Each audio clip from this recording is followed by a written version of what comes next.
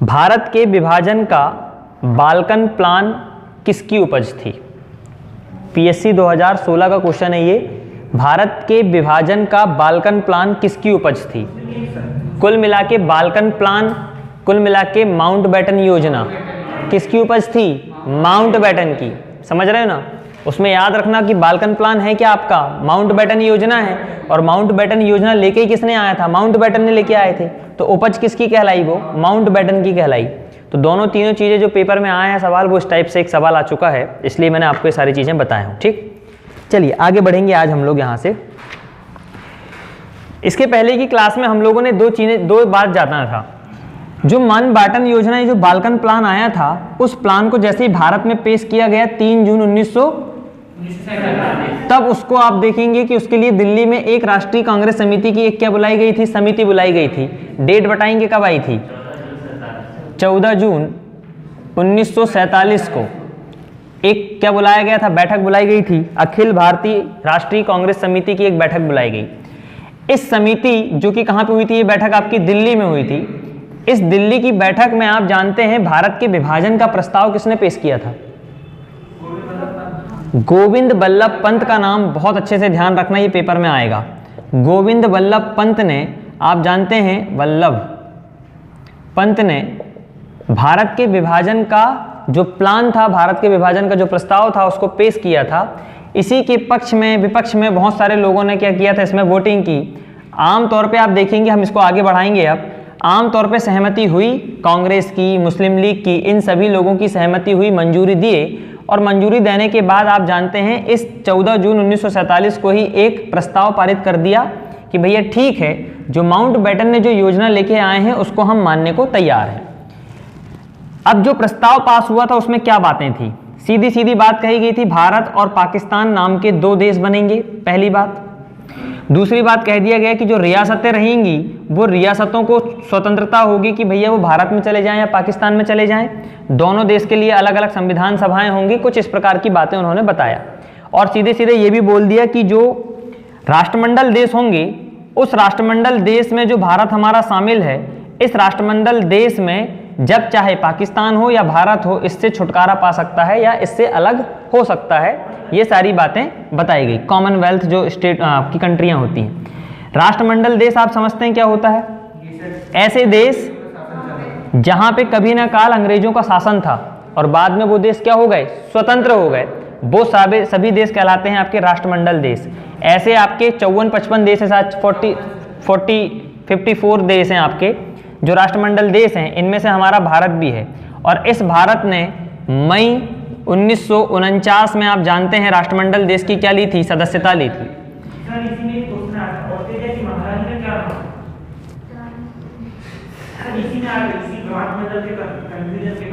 तो ठीक है भाई, अभी इसका टॉपिक पढ़ लो पहले, कहीं का कहीं मत पहुंचाया करो। ठीक। जिस प्रकार राष्ट्रमंडल देशों में भारत पूरा बाध्य नहीं था, हाँ वैसे ही पाकिस्तान में रहा। हाँ, कोई, अरे राष्ट्रमंडल देश की सिचुएशन ही ये थी, जैसे भारत ने शुरू में ही कह दिया था कि भैया राष्ट्रमंडल देश में जब मैं शामिल होऊंगा तो मेरी मजबूरी नहीं रहना चाहिए कि मेरे को रहना ही पड़ेगा उसमें। ऐसा नहीं था। जब चाहे भारत उससे अपना अधिकार पत्र अलग कर सकता था, उससे समझौता खत्म कर सकता था। तो वो तो सदस्य बन गया है, मात्र इतनी सी बात थी। और यही बात पाकिस्तान के लिए भी कही गई कि पाकिस्तान भी जब चाहे राष्ट्रमंडल देश से स्वतंत्र हो सकता है, कोई दिक्कत वाली बात नहीं है। ठीक। तो कुल मिला के ये बात आपने देखा कि राष्ट्रमंडल देश के इतने सारे प्रावधान बताए गए इस वाली योजना में। और इस योजना को साकार करने के लिए, इस योजना को पास करने के लिए ब्रिटिश सरकार ने, मतलब ब्रिटिश संसद में एक अधिनियम पास किया गया, जिस अधिनियम का नाम था भारत सरकार अधिनियम 1947। ये भी आपका क्या है? कुछ अधिनियम के अंतर्गत आते हैं जो आपको 1919 का अधिनियम पढ़ना है, बहुत सारे जो पढ़ने हैं, 1919, 1935, ऐसे ही एक अधिनियम है 1947 का। अब एक बात ध्यान रखो, ये मेंस का क्वेश्चन है और यहाँ से इंटरव्यू के भी सवाल आपके बनेंगे। कैसे बनेंगे? भारत सरकार अधिनियम 1947 लाए क्यों थे? आगे समझ। क्योंकि भारत पाकिस्तान दोनों को हमें अलग करना था, दोनों को स्वतंत्र डोमिनियन बनाना था। माउंटबेटन योजना जो आ गई थी उसको लागू भी तो करना था। और लागू करने के लिए कोई ना कोई कानून होना चाहिए, और कानून बनाने की पावर उस समय किसके पास थी? ब्रिटिश संसद के पास थी। तो उन्होंने उस कानून को, प्रस्ताव को पास करने के लिए, उसका क्रियान्वयन करने के लिए भारत सरकार अधिनियम 1947 को पास कराया और ये हमारे देश में लागू हो गया। इसकी क्या बातें हैं, क्या नहीं बातें हैं, ये सब हम अधिनियम पढ़ेंगे तब मैं आपको बताऊंगा।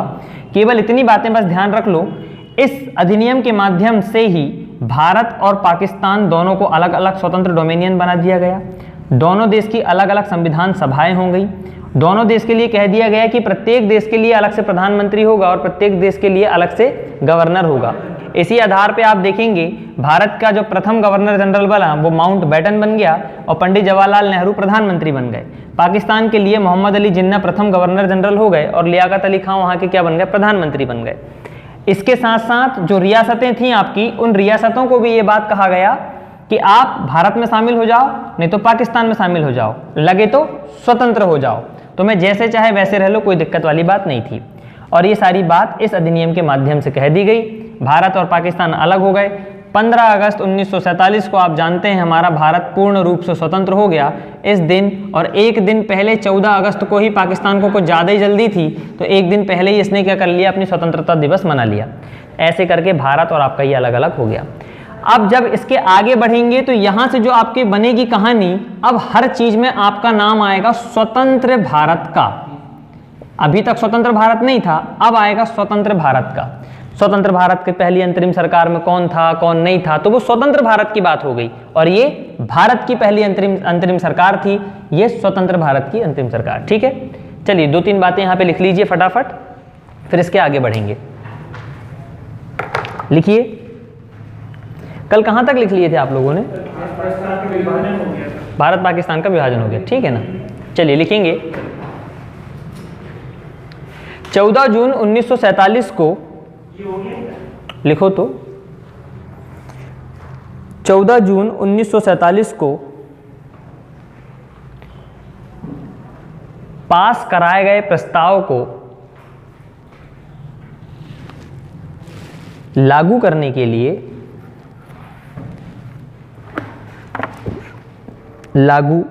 लिए ब्रिटिश संसद ने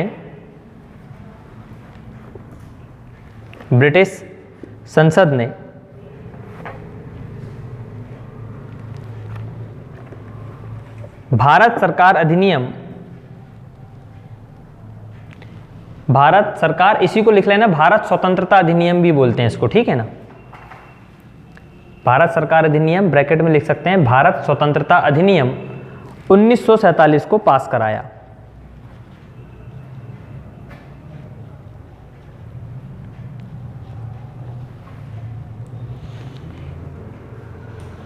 इस अधिनियम के माध्यम से ही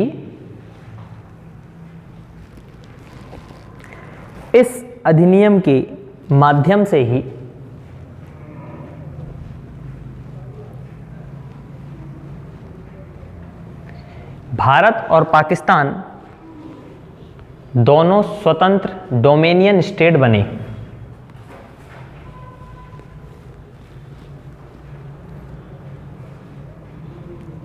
दोनों स्वतंत्र डोमेनियन स्टेट बने।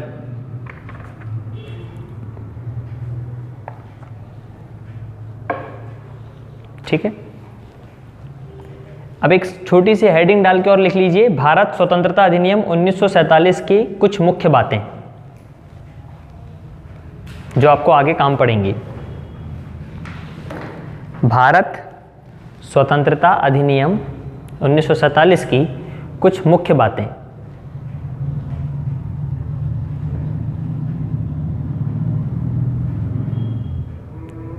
देखिए, पहला पॉइंट, दोनों देशों के लिए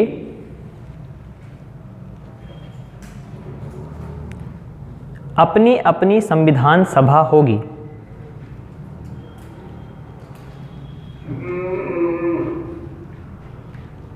अपनी अपनी संविधान सभा होगी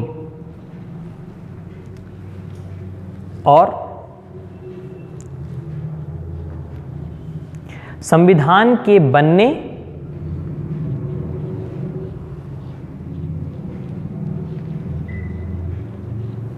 और उसके लागू होने तक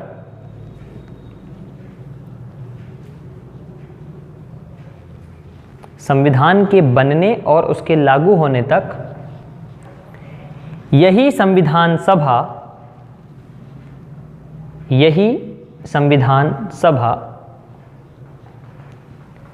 विधानमंडल के रूप में कार्य करेगी। अभी समझाऊंगा मैं बात कैसे होगी ये। विधानमंडल के रूप में कार्य करेगी।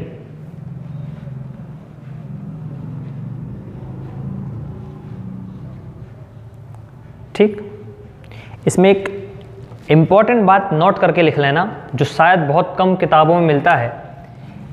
दो बातें आपने यहाँ पे देखी है। जो संविधान सभा थी, जो बनेगी, मतलब आगे चल के जो संविधान सभा अलग अलग देशों के लिए बनेगी, यही संविधान सभा विधानमंडल के रूप में भी कार्य करेगी। ठीक है, विधानमंडल के रूप में भी कार्य करेगी। अगर इन दोनों की बात कहा जाए तो इसमें यह प्रावधान कहा गया था 1947 में कि जो संविधान सभा होगी वही विधानमंडल के रूप में काम करेगी। कब तक? जब तक संविधान बन ना जाए और लागू भी ना हो जाए। अब ये जो काम कर रही है, इसको काम करने की शक्ति कहाँ से मिल रही है, ये सबसे बड़ी इंपॉर्टेंट बात है। तो आप जानते हैं 1935 में भी एक भारत शासन अधिनियम आया था। ठीक है, इस अधिनियम के माध्यम से ही विधानमंडल की बातें बताई गई थी। तो इस अधिनियम 1947 के अधिनियम में ये साफ साफ लिख दिया गया कि जो संविधान सभा होगी वही विधानमंडल के रूप में कार्य करेगी, और वो जो कार्य करेगी कहाँ से करेगी? 1935 के अधिनियम से प्राप्त शक्तियों के आधार पर विधानमंडल अपना काम करेगा। कुल मिलाके जो विधानमंडल बना, ये विधानमंडल को कार्य करने की शक्ति कहाँ से मिल रही है? 1935 के अधिनियम। ऐसे क्वेश्चन पीटी में बहुत ज़्यादा पूछे जाते हैं। सीधे सीधे सवाल देगा, भारत की प्रथम विधानमंडल का कार्य निम्न अधिनियम के आधार पर किया जाता है। 1947 का अधिनियम, 1919 का अधिनियम, 1935 का अधिनियम, या फिर बोल देगा 1896 का अधिनियम। कौन सा अधिनियम आ रहा है? 1935 का अधिनियम। ठीक है, तो नोट करके लिख लेंगे इसको बहुत अच्छे तरीके से, स्टार मार्क करके लिखेंगे। और लिखिए,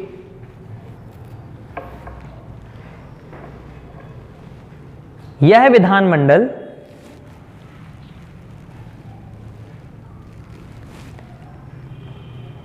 (1935) के एक्ट के तहत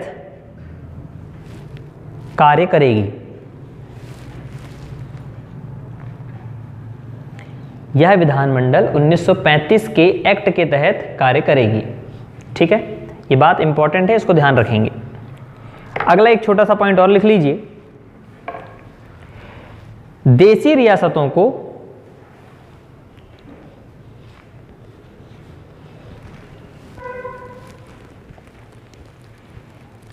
भारत या पाकिस्तान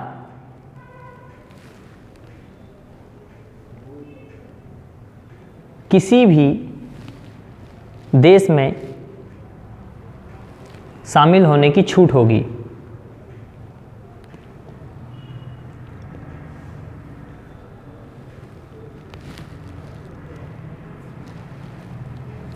ठीक, चलिए अब एक बात जो शायद समझनी चाहिए आपको, बड़ी इंपॉर्टेंट बात है, ध्यान देंगे। आप जानते हैं भारत और पाकिस्तान दोनों का जब अलग अलग देश बन जाएंगे तो उनकी सीमाओं का निर्धारण तो करना पड़ेगा कि किसकी सीमा कितनी है, किसकी कितनी लंबाई कितनी है। तो इन दोनों देशों के विभाजन के लिए एक सीमा आयोग बनाया गया। कौन सा आयोग बनाया गया? सीमा आयोग। पीएससी ने पूछ चुका है ये क्वेश्चन, कैसा आया था ये भी बताऊंगा। अब अगर इस सीमा आयोग की मैं बात करूं, इसको और अंदर गहराई में हम पढ़ेंगे इस सीमा आयोग को, तो ये दो प्रकार के सीमा आयोग बने। एक आयोग बना पंजाब सीमा आयोग। क्यों बना ये भी बताता हूं। पंजाब सीमा आयोग बना एक, और दूसरा आयोग बना बंगाल सीमा आयोग। बंगाल सीमा आयोग।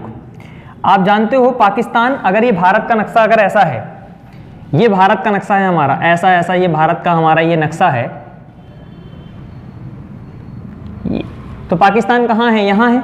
और एक पाकिस्तान यहाँ भी था ना, जो बांग्लादेश बना था, तो यहाँ पे जो टच हो रहा है ये कौन सा हो रहा है? पंजाब। तो पंजाब यहाँ भी है, यहाँ भी है।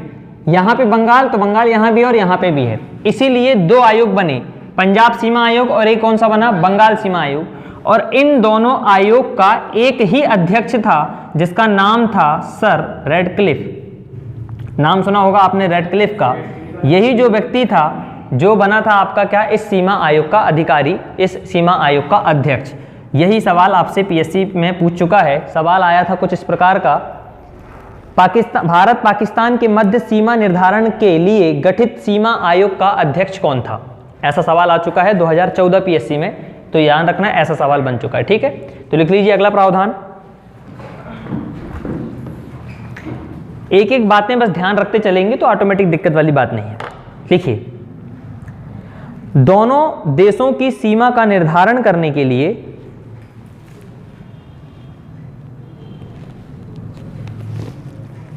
दोनों देशों की सीमा का निर्धारण करने के लिए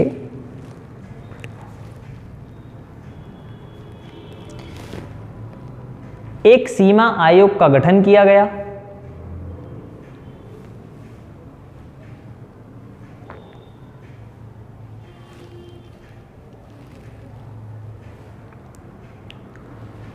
जिसके अंदर दो अलग अलग आयोग थे, दो अलग अलग सीमा आयोग थे।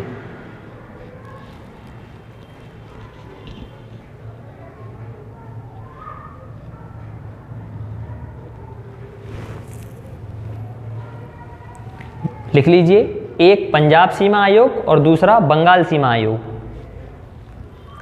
पंजाब सीमा आयोग और बंगाल सीमा आयोग।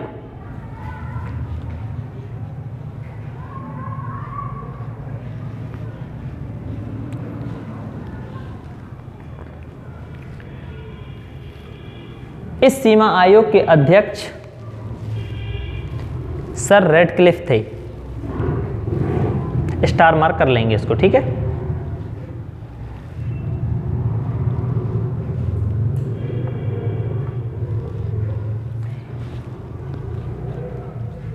एक बात जो कि मैं आपको बता चुका हूं कि राष्ट्रमंडल देशों से पृथक होने का अधिकार इनके पास होगा ही होगा, यह बात भी लिख लीजिए। दोनों देशों को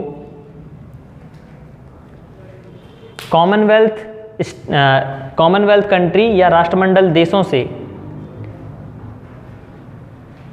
पृथक होने का या अलग होने का अधिकार होगा।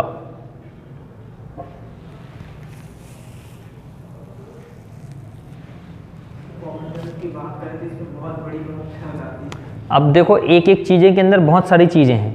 अपन पीटी के हिसाब से चीजें समझ रहे हैं तो उनको बस समझना है भी आपको, ठीक।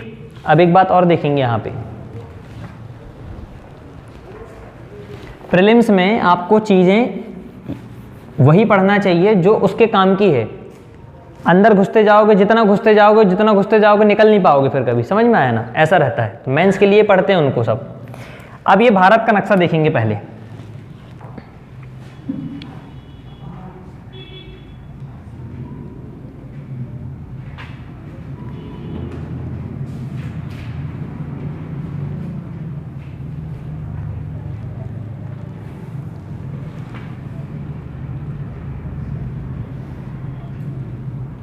तुम बना सकते हो ऐसा नक्शा?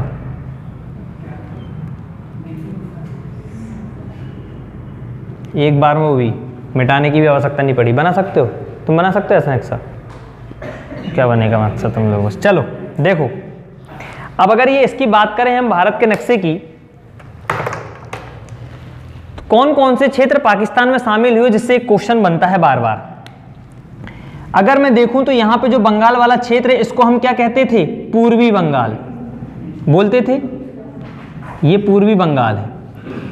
इधर वाला जो क्षेत्र कहलाता है आपका, अब इसमें आप देखेंगे पंजाब लगा हुआ है, तो इधर वाला पंजाब पूर्वी पंजाब, तो इधर वाला पंजाब पश्चिमी पंजाब, पश्चिमी पंजाब। और यहां पे सिंध वाला क्षेत्र तो है ही है ये।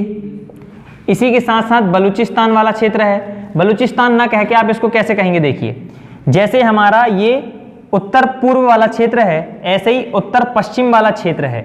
जो उत्तर पूर्व जैसा हमारा क्षेत्र है, ऐसे ही उत्तर पश्चिम वाला क्षेत्र ये कहला रहा है। तो जो उत्तर पश्चिमी क्षेत्र था, उत्तर पश्चिमी क्षेत्र था, ये कहाँ चला गया? पाकिस्तान में चला गया। देखिए कितने क्षेत्र गए। पूर्वी बंगाल चला गया पाकिस्तान में, पश्चिमी पंजाब चला गया, सिंध चला गया, उत्तर पश्चिमी क्षेत्र जो था वो चला गया। इसी के साथ साथ असम का एक सिलहट जिला है, यही पेपर में आता है। असम का एक सिलहट जिला था जो पाकिस्तान में शामिल हुआ था, हमारे भारत का नहीं था। यही क्वेश्चन आपसे बार बार पूछेगा कि कौन सा जिला असम का पाकिस्तान के अंदर में शामिल हो गया था। तो ये 5 ऐसे क्षेत्र थे जो सब कहाँ चले गए, पाकिस्तान में चले गए, और बाकी का रिमेनिंग क्षेत्र जो बचा ये क्या कहलाया, हमारा भारत कहलाया। तो 5 क्षेत्रों के नाम याद रखेंगे, पूर्वी बंगाल, पश्चिमी पंजाब, सिंध, उत्तर पश्चिमी प्रांत और असम का सिलहट जिला। ठीक है, लिखिए इसको। सर आप कह रहे हैं मतलब चला गया था, रिटर्न आया है अभी आएगा, उसका मुद्दा आएगा, बताऊंगा फिर कैसे आया। ठीक, लिखो पूर्वी बंगाल, पश्चिमी पंजाब,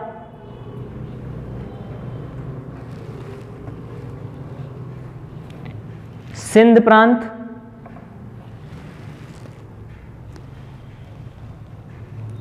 पश्चिम उत्तर या उत्तर पश्चिम, पश्चिम उत्तर सीमा प्रांत,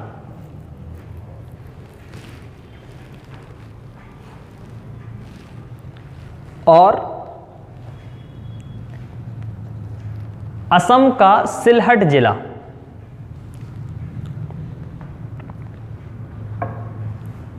पाकिस्तान में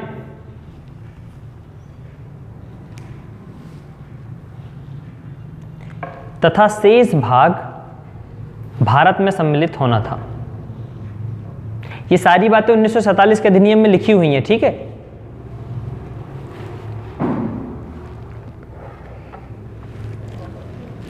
तो ये बातें थी 1947 के अधिनियम की। और आगे चल के फिर आप जैसे कि जानते हैं 14 तारीख एक है 14 अगस्त और 1 तारीख है 15 अगस्त, इन दोनों डेट में 2 अलग अलग देश बने, भारत और पाकिस्तान। अब सवाल ये उठता है हमारे लिए कि 15 अगस्त 1947 को हमारा देश आज़ाद हुआ और 26 जनवरी 1950 तक हमारे देश का क्या हुआ, संविधान लागू हुआ है। तो इस टाइम पीरियड में भारत पे किस प्रकार का शासन चला था, ये बात थोड़ी सी इंपॉर्टेंट है, ये इंटरव्यू के लायक की बातें हैं। तो ये बात कह दिया गया था इसमें, किसमें, 1947 के अधिनियम में, कि जब तक भारत अपना संविधान कंप्लीट नहीं कर लेता तब तक भारत की शासन व्यवस्था किसके अधीन रहते हुए काम करेगी, ब्रिटेन के अधीन रहते हुए काम करेगी। ठीक है, तो कुल मिला के 15 अगस्त 1947 से लेके 26 जनवरी 1950 तक भारत ब्रिटिश गवर्नमेंट के डोमिनियन स्टेट के रूप में काम करते रहा। डोमिनियन स्टेट का मतलब काम तो ये कर रहे हैं परंतु मुख्य रूप से अधिकार किसका चल रहा है, ब्रिटेन का चल रहा है। ठीक है, तो इस बात को लिख लीजिए, एक ये इंपॉर्टेंट बात है और उसको स्टार कर लेना। लिखेंगे इसमें, इस प्रकार भारतीय स्वतंत्रता अधिनियम 1947 के तहत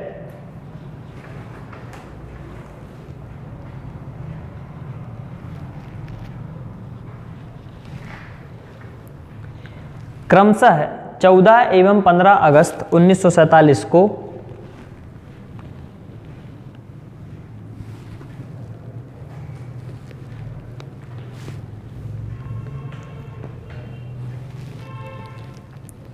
पाकिस्तान तथा भारत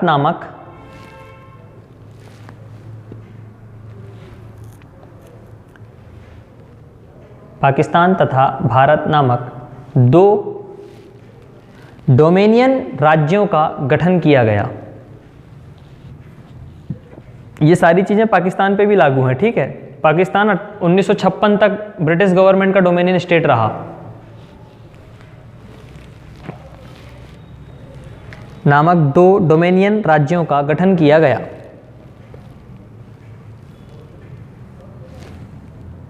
और 15 अगस्त 1947 से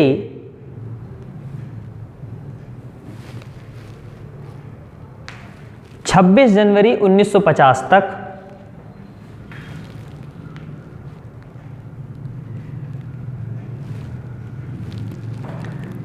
भारत का राजनीतिक दर्जा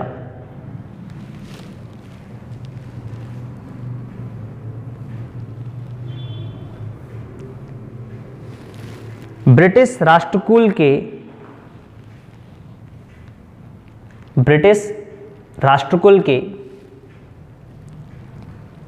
एक औपनिवेशिक राज्य मतलब डोमिनियन स्टेट।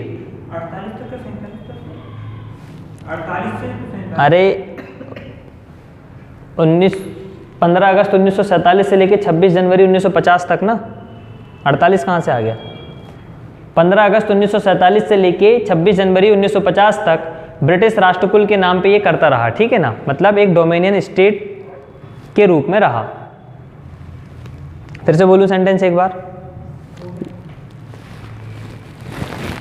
15 अगस्त 1947 से 26 जनवरी 1950 तक भारत का राजनीतिक दर्जा ब्रिटिश राष्ट्रकुल के एक औपनिवेशिक राज्य डोमिनियन स्टेट का था, ठीक है, या के रूप में था। इतनी बातें ध्यान रखने वाली बात है। अब चलिए 2-3 बातें यहाँ से फटाफट रिवाइज कर लेते हैं। इसके बाद अपन संविधान की सभा का गठन करेंगे और फिर संविधान का निर्माण करेंगे। बताएंगे आप सबसे पहले, सब मिटा रहा हूं मैं और एक बार नजर मार लो।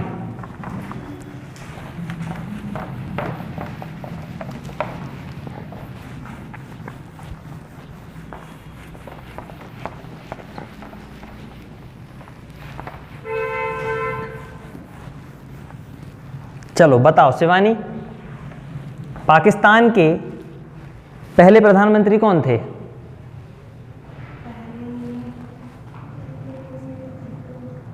बेनजीर भुट्टो। कौन थे?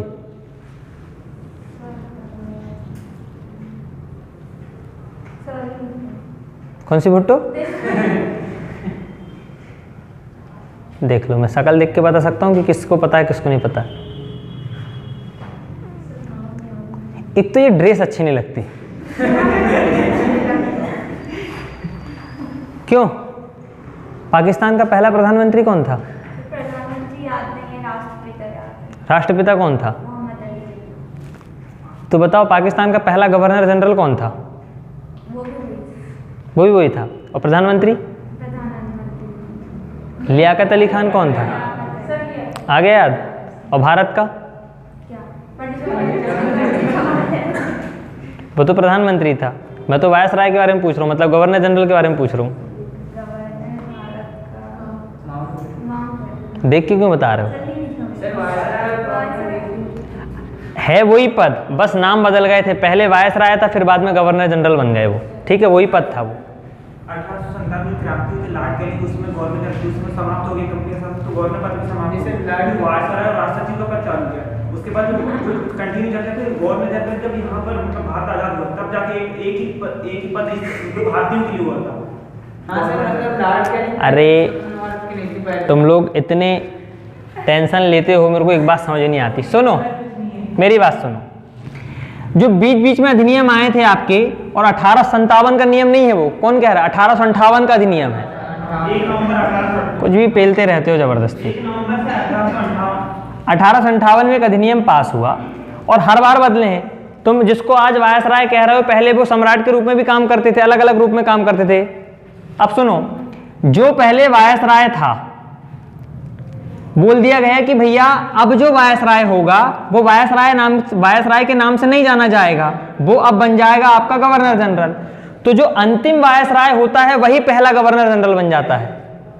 जो अंतिम गवर्नर जनरल होता है वही आपका गवर्नर मतलब जो जनरल क्या बन जाएगा? गवर्नर बन जाता है।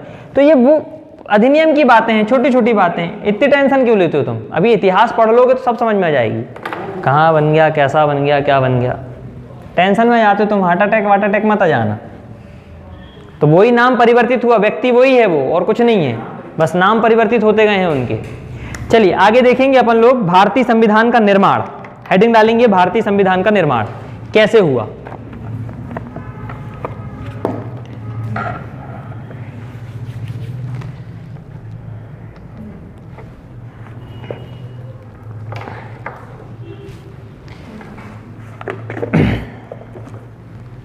चलो शुरू करेंगे अपन लोग। जब हमारी पहली बार संविधान सभा गठित हुई थी स्वतंत्रता के पहले, तो पहली बार संविधान सभा की बैठक हुई थी, कब हुई थी? 1946 को। फिर 11 तारीख को एक और बैठक हुई थी। अच्छा, 9 दिसंबर 1946 को जो अध्यक्ष बने थे कौन थे? स्थायी थे क्या अस्थायी?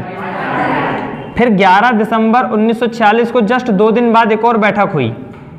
इस बैठक में सर राजेंद्र प्रसाद स्थायी अध्यक्ष। अब मैं जिससे पूछूंगा वो, इस समिति में उपाध्यक्ष कौन थे, मतलब सभा में उपाध्यक्ष कौन? एस.सी. मुखर्जी और वी.टी. कृष्णामचारी जो थे 2 उपाध्यक्ष बने थे। बन तो पहले ही गए थे वो, मुख्य रूप से एस.सी. आपके मुखर्जी हैं। अब एक बात और बताया था कि 2 दिन बाद 13 दिसंबर को एक और कहानी हुई थी। क्या हुआ था? उद्देश्य प्रस्ताव। द मोस्ट इंपॉर्टेंट फैक्टर है आपके पूरी पॉलिटी का उद्देश्य प्रस्ताव। यहीं से तो आपकी संविधान सभा शुरू होगी। 13 दिसंबर 1946 को जो पंडित जवाहरलाल नेहरू ने उद्देश्य प्रस्ताव पेश किया था, इस उद्देश्य प्रस्ताव में साफ साफ बताया गया था कि हमारा संविधान कैसा होना चाहिए, हमारे देश में शासन व्यवस्था कैसी होना चाहिए, ये सारी की सारी बातें बताई गई उद्देश्य प्रस्ताव में। इसी को हम कहते हैं ऑब्जेक्टिव प्रस्ताव या ऑब्जेक्टिव प्रपोजल। 13 दिसंबर 1946 को जो उद्देश्य प्रस्ताव हुआ, यही उद्देश्य प्रस्ताव आगे चल के आपके संविधान की सभा का सबसे बड़ा इंपॉर्टेंट बात बनेगा। जो संविधान बनेगा आपका, इसी उद्देश्य प्रस्ताव के हिसाब से ही बनेगा। पंडित जवाहरलाल नेहरू ने अपने उद्देश्य प्रस्ताव में साफ साफ बोल दिया था कि भारत एक क्या होना चाहिए? संप्रभु देश होना चाहिए, गणराज्य देश होना चाहिए। देखो, मैंने इसमें अभी भी धर्मनिरपेक्ष शब्द का उपयोग नहीं किया है, समाजवादी शब्द का भी उपयोग नहीं किया है, अखंड भारत का भी उपयोग नहीं किया, बंधुत्व का भी नहीं किया है। इसीलिए तो बाद में संवैधानिक संशोधन के माध्यम से बीच में आपके कुछ शब्द जोड़े गए हैं, ठीक है ना। तो पंडित जवाहरलाल नेहरू ने साफ साफ कहा कि भैया हमारे देश में जो भी हमारा संविधान बनेगा, देश के लिए एक संप्रभु संविधान होना चाहिए, हमारा देश गणराज्य होना चाहिए, लोगों को ये अधिकार होने चाहिए, वो अधिकार होने चाहिए, ऐसे बहुत सारी बातें हुई। और वही उद्देश्य प्रस्ताव आगे चल के आपके संविधान में उद्देशिका के नाम से जाना जाएगा, जिसे आप संविधान में प्रियम्बल कहते हैं। ठीक, अब बात ये हो गई कि देश आपका स्वतंत्र हो गया, और स्वतंत्र होने के बाद जब देश में पहली बार स्वतंत्र भारत की संविधान सभा बैठी, तो याद रखेंगे ये जो संविधान सभा बैठी है, यही संविधान सभा कौन से काम से भी बैठेगी? विधायिका के काम से भी बैठेगी। ऑलरेडी आपने पहले देख लिए हैं कि 1947 के अधिनियम में कहा गया था कि जो संविधान सभा होगी, वही संविधान सभा विधानमंडल या विधायिका का भी काम करेगी। आया समझ में? तो इसी आधार पे भारत की जो पहली संविधान सभा है, वही भारत की पहली विधानमंडल के रूप में काम करेगी। और जब ये संविधान सभा बनेगी, तो इस संविधान सभा के जो अध्यक्ष होंगे वो होंगे राजेंद्र प्रसाद, और विधानमंडल के जो होंगे वो होंगे, उनका नाम होगा जी.वी. मावलंकर। आया बात समझ में? इस प्रकार से आपकी चीजें यहां पे बनेंगी। अब हमें 2-3 चीजें और समझना चाहिए यहां पे। स्वतंत्र भारत में जो अंतरिम सरकार बनेगी आपकी, इस अंतरिम सरकार में कौन व्यक्ति कैसा कैसा था? पहली बात, जो अध्यक्ष है जिसे हम गवर्नर जनरल कह रहे हैं, कौन बना था? माउंटबेटन। जो उपाध्यक्ष के रूप में जैसे पहले थे पंडित जवाहरलाल नेहरू, ऐसे ही उपाध्यक्ष के रूप में पंडित जवाहरलाल नेहरू यहां पर भी हैं। ऐसे ही जो गृह विभाग था वो सरदार वल्लभ भाई पटेल को मिला, परंतु कुछ कुछ विभाग क्या हो गए आपके? चेंज हो गए। आगे ध्यान देंगे कि जैसे ही हमारा 15 अगस्त 1947 को हमारा देश आज़ाद जो होता है, आगे चल के वर्ष 1948 में माउंटबेटन वापस चले जाते हैं। तो आगे चल के कृष्णामाचारी जो आपके होते हैं, सॉरी कृष्णामाचारी नहीं, उनका नाम कुछ सीपी राजगोपालचारी जो व्यक्ति होंगे, वो व्यक्ति आगे चल के इसी संविधान सभा के क्या बन जाएंगे? अध्यक्ष बन जाएंगे। 2 सवाल बनेंगे, मैं आपको बताऊंगा कैसे कैसे सवाल बनेंगे। पहला, स्वतंत्र भारत का पहला गवर्नर कौन बना या अंतरिम सरकार का अध्यक्ष कौन बना? तो कौन था? माउंटबेटन। तो वो अध्यक्ष था। स्वतंत्र भारत का पहला भारतीय अध्यक्ष कौन बना जो अंतरिम सरकार का था? तो वो था आपका सी राजगोपालचारी। 2 सवाल यहां से बनते हैं, दोनों आपको ध्यान से रखना है, ठीक है।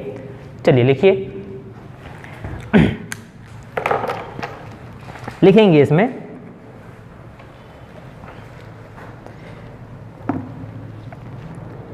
13 दिसंबर 1946 को जो उद्देश्य प्रस्ताव पेश किया गया था,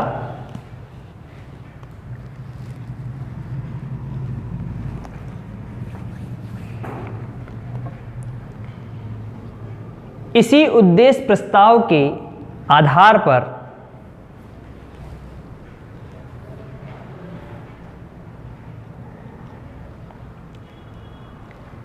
भारत में संविधान का निर्माण कार्य शुरू किया गया।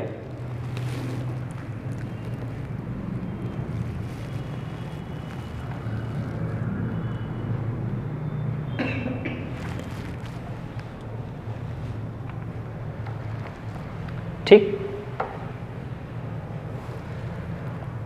अब लिखेंगे इसमें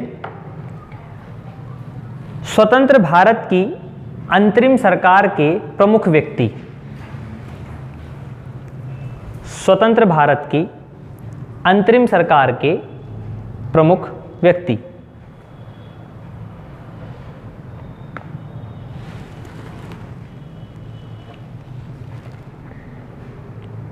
या इसको आप मंत्रिमंडल भी कह सकते हैं, कोई दिक्कत वाली बात नहीं है। चलो, यहां पे सबसे पहले लिखेंगे आप अध्यक्ष, और यहां पे सीधे नाम लिख लीजिए आप सी राजगोपालाचारी।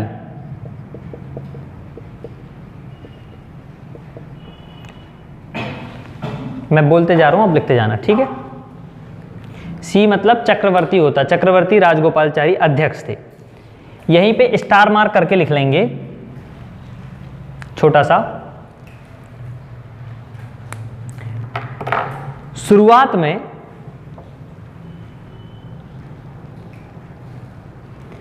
कार्यकारी परिषद के अध्यक्ष के रूप में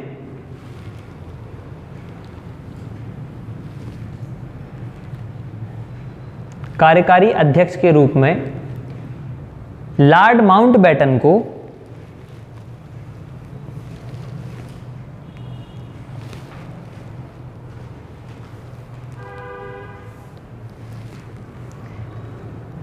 चुना गया था।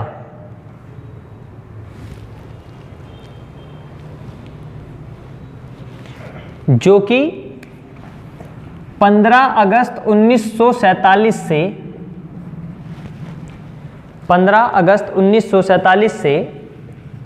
20 जून 1948 तक ही रहे।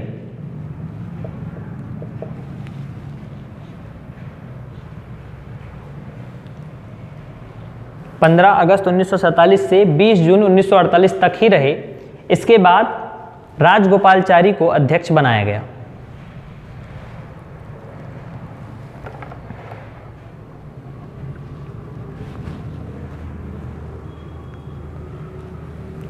तो बन गए यहां से दो सवाल। सवाल नंबर पहला, स्वतंत्र भारत की अंतरिम सरकार का अध्यक्ष कौन था? प्रथम अध्यक्ष कौन था?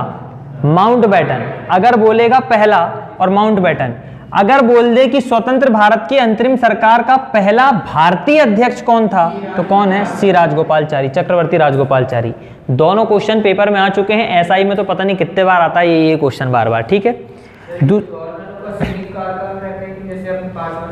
हाँ देखो, ये उस समय तय नहीं था, ये तो ब्रिटिश गवर्नमेंट की सरकार तय कर देती थी कि भैया अब चलिए आप चले जाइए। जैसे बेवेल को हटा के उसको पहुंचा दिए, माउंटबेटन को पहुंचा दिए, फिर माउंटबेटन को हटा के किसी और को पहुंचा देते, परंतु यहाँ तो सिचुएशन दूसरी बन गई थी, तो कोई निश्चित कार्यकाल के लिए नहीं पहुंचाते थे। हमेशा जो अधिनियम पास होता था उस अधिनियम के माध्यम से डिसाइड कर देते थे कि भैया इतने इतने साल तक ये रहेगा, इतने इतने साल तक ये रहेगा। हर अधिनियम की जो कार्यावधि रहती थी वो 20-20 साल तक के लिए रहती थी। तो 20 साल तक तो कोई व्यक्ति काम नहीं करता, तो बीच बीच में कोई 1 साल रहा है, कोई 15-15 दिन भी रह के गए हैं, ऐसे बहुत सारे अपने यहाँ गवर्नर रह के गए हैं, ठीक। दूसरा लिखेंगे अध्यक्ष हो गया। उपाध्यक्ष,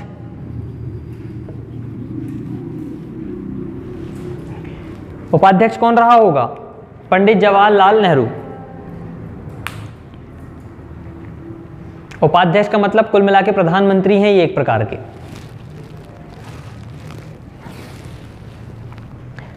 तीसरा लिखेंगे सरदार वल्लभ भाई पटेल, गृह एवं सूचना प्रसारण मंत्री।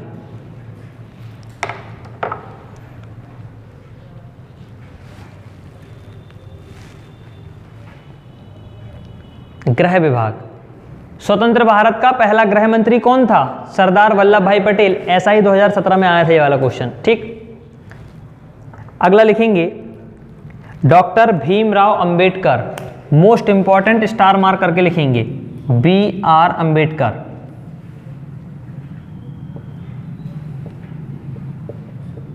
स्वतंत्र भारत के पहले विधि मंत्री, विधि मंत्री मतलब कानून मंत्री, लॉ मिनिस्टर।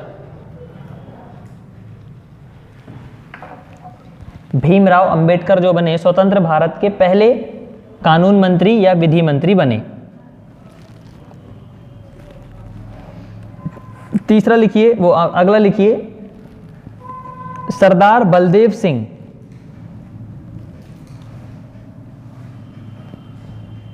सरदार बलदेव सिंह रक्षा मंत्री।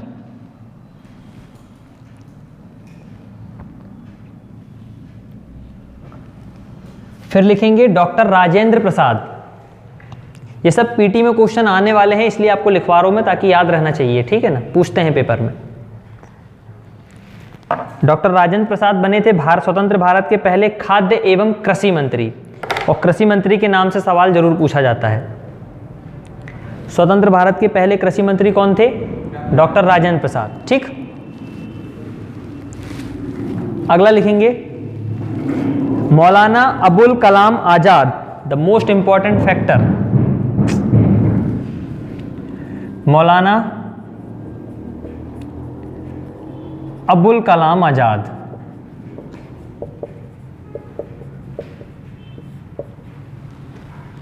कौन थे ये? स्वतंत्र भारत के पहले शिक्षा मंत्री थे। स्टार मार्क इसलिए कराया हूं मैंने आपको, शिक्षा का बड़ा ट्रेंड चल रहा है आजकल, इसलिए ये शिक्षा मंत्री थे पहले, ठीक। अगला लिखें doctor John Mathai, again star mark कर लेना। रेल एवं परिवहन मंत्री। रेलवे का कोई भी पेपर उठा के देख लो, स्वतंत्र भारत का पहला रेल मंत्री कौन था, हमेशा पूछते हैं वो, जॉन मथाई।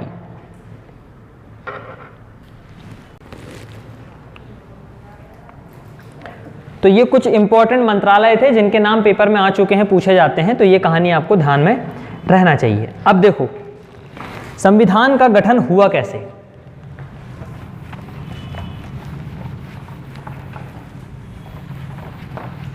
जब हमारा अंतरिम सरकार बनी, संविधान सभा बनी, तो उसमें कुछ कुछ लोगों को हमने नियुक्त किए, जैसे उपाध्यक्ष किए, अध्यक्ष किए, अलग अलग समय पे अध्यक्ष बने आपके। ऐसे ही एक संवैधानिक सलाहकार बनाया गया था, कानूनी सलाहकार बनाया गया, जिनका नाम था BN राव। इनका नाम बड़ा फेमस नाम है, आप जानते हैं इनके बारे में, ठीक है ना। ये संविधान सभा के संवैधानिक सलाहकार थे। देखो इनकी कहानी कैसी होती है। सलाहकार। अब देखिए संविधान सभा बैठ गई, मतलब अभी बैठी नहीं है, बनने वाली है, और क्या बनाना है इन लोगों को? संविधान बनाना है। अब संविधान जब बनाना है तो संविधान बनाने के लिए इन लोगों ने कुछ समितियां बनाई। कुछ समिति ऐसी बनाई गई जो पर्टिकुलर काम को अच्छे तरीके से करे, उसमें निर्णय ले और हमको बताए कि भैया क्या बनाना है। जैसे मान के चलो हमें हमारी कोचिंग में कोई कार्यक्रम करना है, तो मैंने कहा एक काम करो भैया, तुम 4 लोग मिलकर डेकोरेशन का काम कर लेना, तुम 4 लोग मिलकर खाने की व्यवस्था कर लेना, तुम 4 लोग मिलकर क्या बना लेना, अपना एक अलग से डिजाइनिंग का काम कर लेना। तो तुम जो 4 लोग सिलेक्ट हुए हो, केवल अपने अपने काम के लिए सिलेक्ट हुए हो, बाकी लोग क्या कर रहे हैं किसी को कोई मतलब नहीं। तो ऐसे ही संविधान के निर्माण के लिए, संविधान को बनाने के लिए बहुत सारी समितियां बनाई गई, जिसमें से कुछ समिति बड़ी फेमस हैं जो पेपर में आती हैं। इनमें कुछ बड़ी समिति थी और कुछ छोटी समितियां थी, अलग अलग समिति थी, हर समिति का अलग अलग अध्यक्ष भी हुआ करता था, ठीक। तो ये समितियां बाद में पढ़ेंगे, पहले पढ़ेंगे हम कि संविधान की सिचुएशन कैसी बनी। बीच में क्या हुआ, एक समिति ऐसी ही थी जिसे कहा जाता है परामर्श समिति। देखिए परामर्श समिति, इस परामर्श समिति ने 17 मार्च को ही, मतलब भारत देश अभी हमारा क्या हुआ, आजाद भी नहीं हुआ, तभी उसी समय इन्होंने 17 मार्च 1947 को ही इन्होंने क्या किया था, जितने भी लोग जो हमारे भारत के संविधान सभा में बैठने वाले थे और सारे राज्यों के जितने भी विधानमंडल थे, उन सभी विधानमंडलों को इन्होंने क्या किया, एक प्रस्ताव पहुंचाया। प्रस्ताव मतलब एक प्रकार की सूची पहुंचाई। देखो कैसा होता है, संविधान बना कैसे। ये किसने पहुंचाया है? परामर्श समिति ने। हर एक राज्य के पास पहुंचाया गया, हर एक राज्य के विधानमंडल के पास पहुंचाया गया और इसमें कुछ सवाल अवाल लिखे हुए हैं, कुछ बातें लिखी हुई हैं। इसमें कहा गया कि भैया बताओ कैसा होना चाहिए संविधान, पहले डिसाइड कर लो। एक प्रस्ताव एक विधानमंडल में चला गया, एक प्रस्ताव एक विधानमंडल में चला गया, इसके पास, इसके पास, इसके पास, सबके पास चला गया। अब उन सारे लोगों को ये बताना था कि हमारा संविधान कैसा बनना चाहिए और किस टाइप से होना चाहिए, कितने प्रावधान होना चाहिए, कितने सवाल जवाब होने चाहिए, कौन सा प्रावधान कहाँ होना चाहिए, कौन सा प्रावधान नीचे होना चाहिए, ऊपर होना चाहिए, ये सारी बातें बताई। तो परामर्श समिति ने सबसे पहले एक प्रस्ताव सभी देशों मतलब सभी राज्यों की विधानमंडल को पहुंचाया और उस विधानमंडल ने फिर जब अपने उत्तर वापस पहुंचाए कि भैया ऐसी ऐसी बात है, हमारे हिसाब से ये प्रावधान होना चाहिए, हमारे हिसाब से ये प्रावधान होना चाहिए। अब इन लोगों ने कैसे करे होंगे? तो 60 देशों का संविधान का इन्होंने क्या किए? स्टडी करे। पहले लगभग 60 देशों के संविधान की स्टडी की गई और इन 60 देशों के संविधान की स्टडी करने के बाद जो प्रावधान हमारे भारत के लिए सही थे उन प्रावधानों को इन लोगों ने अपने अपने हिसाब से ले लिए और सबने अपने अपने उत्तर पहुंचा दिए।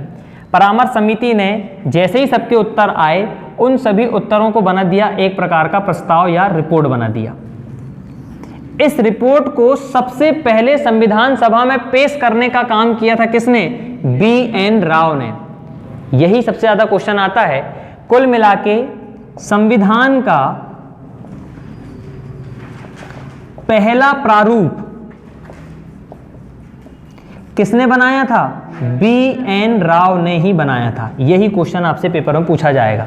क्यों पूछा जाएगा उसकी कहानी पूरी मैंने बताया हूं, क्योंकि परामर्श समिति ने क्या किया, सारे जितने भी सदस्य लोग थे जो संविधान सभा में बैठने वाले थे उन सभी सदस्यों के पास एक प्रश्न सूची पहुंचाई, एक सवाल पहुंचाया और उनसे पूछा कि बताओ कि संविधान कैसा बनना चाहिए, कौन सा प्रावधान रखना चाहिए, कौन सा प्रावधान नहीं रखना चाहिए। तो हर व्यक्ति अपने अपने हिसाब से बातें बताएगा। तो उन लोगों ने अपने अपने हिसाब से बातें बताए। अब उनके पास बातें कहां से आई? उन लोगों ने 60 देशों के संविधान को स्टडी करके रख लिया और उसके हिसाब से जो जो अच्छी बातें थी उनको बातों को अपने प्रस्ताव में लिख के वापस पहुंचाया। जब वापस आया तो इस परामर्श समिति ने उन सभी बातों को एक रिपोर्ट बना दिया। उस रिपोर्ट को पेश करने का काम किया था किसने? B.N. राव ने। इसी आधार पर संविधान का पहला प्रारूप बनाने का काम किसने किया था? B.N. राव ने। आया समझने? अब इन्होंने जो प्रारूप पेश किया है B.N. राव ने, इस प्रारूप पर और अच्छे से स्टडी करने के लिए और अच्छे से इस पे एनालिसिस करने के लिए एक समिति बनाई गई। उस समिति को कहा गया प्रारूप समिति। क्या समझ में आ रहा है कि क्यों समिति बनाई गई? प्रारूप समिति जो B.N. राव ने प्रारूप प्रस्तुत किया था उसके ऊपर अच्छे से एनालिसिस करने के लिए, उस पर और अच्छे से स्टडी करने के लिए एक प्रारूप समिति बनाई गई जिसके अध्यक्ष बनाया गया किसको? Doctor B.R. अम्बेडकर को। और इसमें 7 अन्य सदस्यों को भी शामिल कर दिया गया। ठीक है, 7 सदस्य मिला के टोटल प्रारूप समिति बनी। इस आधार पे आपकी प्रारूप समिति बनी। आया समझ में? ये है कॉन्सेप्ट, छोटी सी बात है, बस ध्यान आपको रखना है कि भैया इस प्रकार से आपकी प्रारूप समिति का गठन हुआ है। ठीक, चलो लिख लो। स्वीकार हो गया था, लिखेंगे इसके बारे में। संविधान के निर्माण की हम बात कर रहे हैं, कहां तक लिख लिए हैं आप लोगों ने? ठीक है, आगे लिखेंगे। उद्देश्य प्रस्ताव की स्वीकृति के बाद, उद्देश्य प्रस्ताव स्वीकृत कब किया गया था बताएंगे कोई मुझे? 22 जनवरी 1947 को। क्या समझ पा रहे हैं? देखो, जनवरी में स्वीकार हुआ, 17 मार्च को आपकी क्या बन गई थी? परामर्श समिति ने परामर्श करना शुरू कर दी थी। चलिए, उद्देश्य प्रस्ताव के स्वीकृति के बाद संविधान सभा ने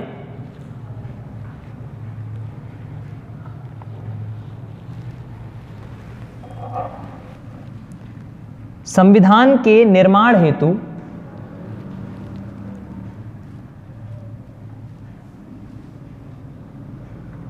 अनेक समितियों का गठन किया।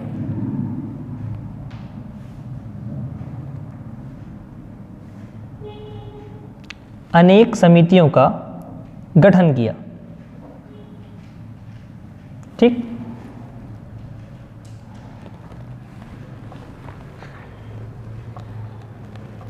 अब यहीं पे एक नोट करके लिख लेंगे ये सारी बातें। लिखिए, ये पूरी मेंस की कहानी एक्चुअल में, पर मैं आपको अभी यहां समझा रहा हूं ताकि आप याद रख पाएं। लिखेंगे इसमें संविधान निर्माण के लिए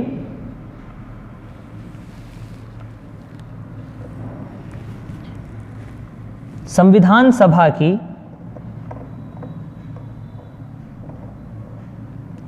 परामर्श समिति ने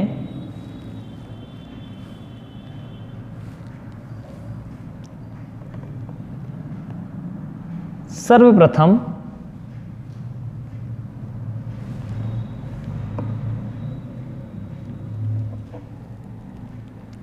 सत्रह मार्च 1947 को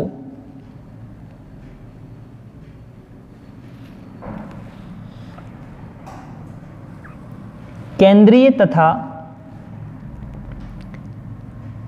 प्रांतीय विधानमंडल के सदस्यों को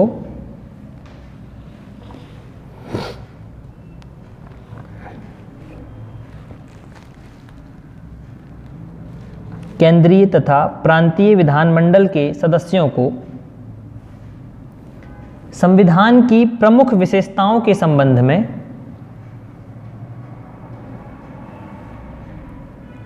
संविधान की प्रमुख विशेषताओं के संबंध में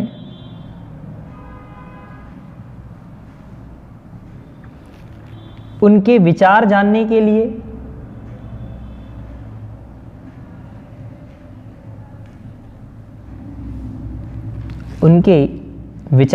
के लिए प्रश्नों की सूची भेजा।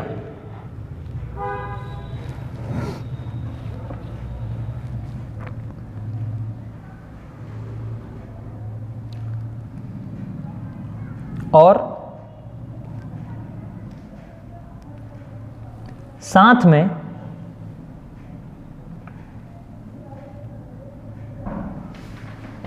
साठ अन्य देशों के संविधान का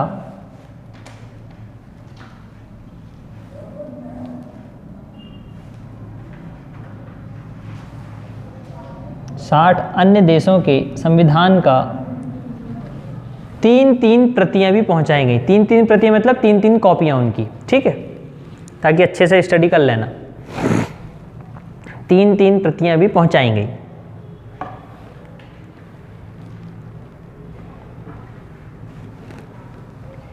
केंद्रीय व प्रांतीय विधानमंडल के द्वारा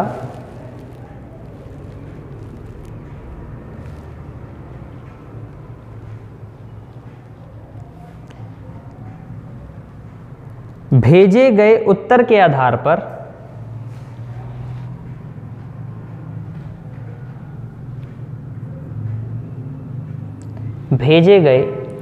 आधार पर परामर्श समिति ने एक रिपोर्ट तैयार किया।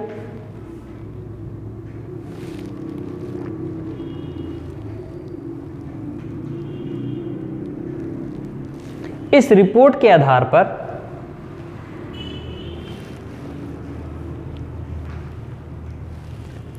संवैधानिक सलाहकार B.N. राव ने